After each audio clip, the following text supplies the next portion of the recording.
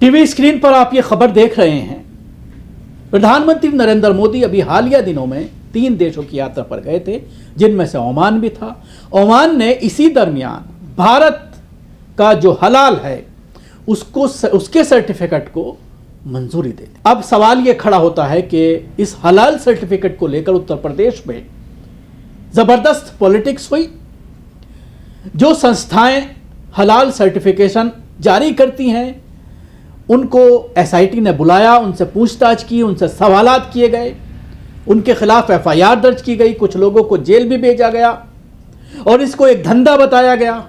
लेकिन अब इसी हलाल सर्टिफिकेट के लिए मोदी जी वहां पर गए, इसके लेकर के बात हुई और ओमान ने इसको जो है सर्टिफाइड किया है। हलाल के जो सर्टिफिकेट हैं भारत के, उसको मानना शुरू कर दिया है, क्योंकि अरब देशों में कई कंट्री ऐसे हैं जो भारत के हलाल सर्टिफिकेट को नहीं मानते हैं, जिसकी वजह से भारत से गोश्त खास तौर से एक्सपोर्ट नहीं हो पा रहा है। तो ऐसे में सरकार ये चाहती है कि और जो अरब देश हैं वो भी भारत के हलाल सर्टिफिकेट को मान्यता दें। दूसरी तस्वीर है दिल्ली यूनिवर्सिटी की, जिसके पास एक डिपार्टमेंट स्टोर में हलाल सर्टिफाइड प्रोडक्ट को लेकर के विरोध किया जा रहा है। जो दुकान का मालिक है, जो डिपार्टमेंटल स्टोर का जो मालिक है, उसको धमकाया जा रहा है और ये तमाम हलाल सर्टिफाइड प्रोडक्ट इस डिपार्टमेंटल स्टोर से हटाने की चेतावनी दी जा रही है। देखिए ये वीडियो।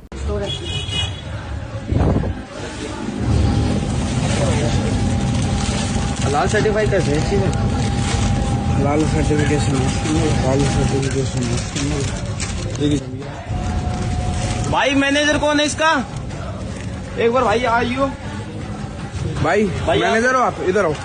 ये हलाल सर्टिफिकेशन इस पे है, ये सारी आइटम यहाँ कैसे बिक रही है? बता आप अपने स्टोर में कैसे? बिल्कुल बताइए सर। हलाल सर्टिफिकेशन बताना, मतलब बताओ पहले इसका मतलब बताओ। आप लव जिहाद को सपोर्ट करते हो? आप आतंकवाद को सपोर्ट करते हो? तुम बांग्लादेशियों को सपोर्ट करते हो? ये स्टोर बंद होएगा, ये स्टोर बंद होएगा। ये पूरा आवाज सारा लव जिहाद में जा रहा है पैसा, सारा धर्म परिवर्तन में जा रहा है पैसा।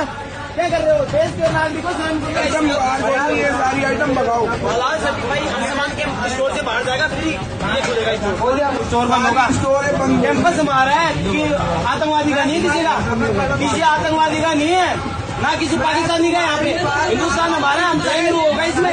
अब इस दरमियान कुछ तथ्य हैं जो मैं आपके सामने रखना चाहता हूं।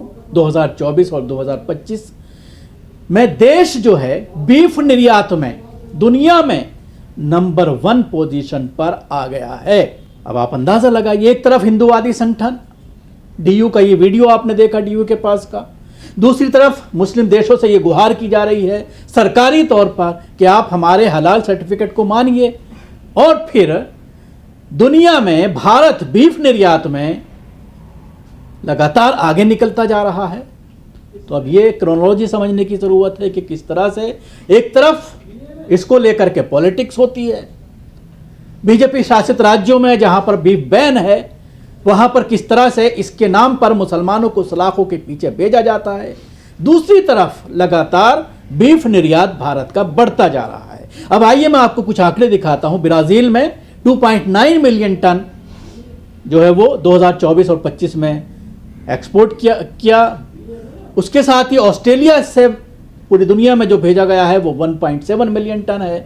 भारत से जो भेजा गया है 1.56 से लेकर के 1.65 मिलियन टन, यानी तीसरे नंबर पर भारत का जो है वो बीफ निर्यात हुआ है। 2024 में लगभग 15.6 टन जो है वो बीफ निर्यात किया गया। 2025 में 16.5 उतना ही जो है किया गया है। सालाना वृद्धि तकरीबन 4% की 0.4% की जो है वो देखने में आई है। 2023 में भारत ने अमेरिका को पीछे छोड़कर तीसरा स्थान हासिल किया है और 2024-25 में ये स्थिति बरकरार है। लोवर फार्म ब्यूरो व अन्य अंतर्राष्ट्रीय रिपोर्ट्स के अनुसार भारतीय बीफ का निर्यात मुख्य रूप से इन देशों में होता है जिनमें मलेशिया, वियतनाम, इंडोनेशिया, इराक और सऊदी अरब हैं। सवाल सिर्फ इतना है कि देश के भीतर भावनात्मक नारे और बाहर अंतर्राष्ट्रीय बाजार में रिकॉर्ड निर्यात, ये दोनों एक साथ कैसे चल सकते हैं।